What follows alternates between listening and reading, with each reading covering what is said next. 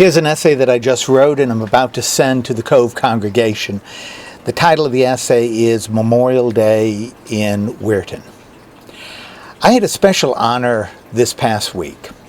You see, I was asked to give the invocation and benediction at Weirton's Community Memorial Day service. And even though I always see it as a privilege to take part in community events, for the last few years I've had some concerns about how we celebrate Memorial Day. You see, recently we seem to have veered away from what the day means and why it's been set apart. Let me explain. The focus has been on patriotism and veterans these last few years. The tone has been upbeat, and the speakers have talked about the importance of caring for those who've served. And this has concerned me.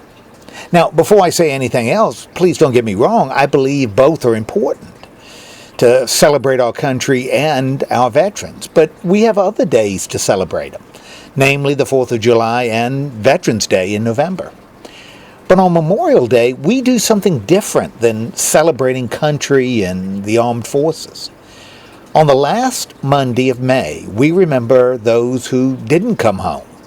In other words, those who died in service, fulfilling the words of Christ when he said, "Greater love has no one than he give his life for his friends." You see, for me, this is a serious, prayerful, meditative day, something that can get lost amid the bunting. And so as I approached the service, I had felt an inner conflict. On one hand, as I said, I was deeply honored to be involved. On the other hand, I was hoping that our attention would be clear and focused at this special service. And I'm pleased to say that my hope was realized.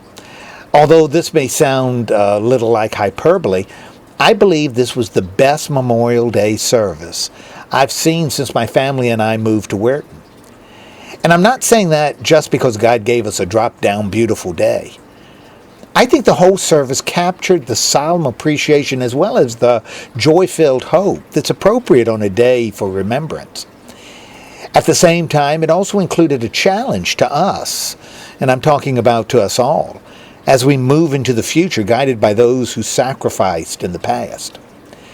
And even though I think this atmosphere permeated the whole service, it was particularly strong in the speech given by Jim Bissett, an Army veteran who served in Vietnam.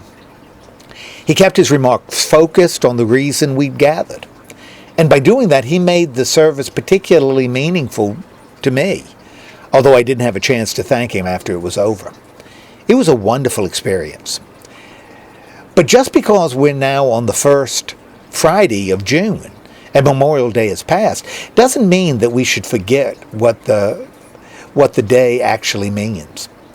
You see, in my opinion, we should never forget those who laid down their lives for a cause greater than themselves, nor should we forget that their sacrifice presents a challenge, and I'm talking about a genuine challenge for us all. As Abraham Lincoln said at the end of the Gettysburg Address, it is for us the living, rather, to be dedicated here to the unfinished work which they who fought here have thus far so nobly advanced. It is rather for us to be here dedicated to the great task remaining before us, that from these honored dead we take increased devotion to that cause for which they gave their last full measure of devotion, that we here highly resolve that these dead shall not have died in vain, that this nation under God shall have a new birth of freedom, and the government of the people, by the people, and for the people shall not perish from the earth. Amen.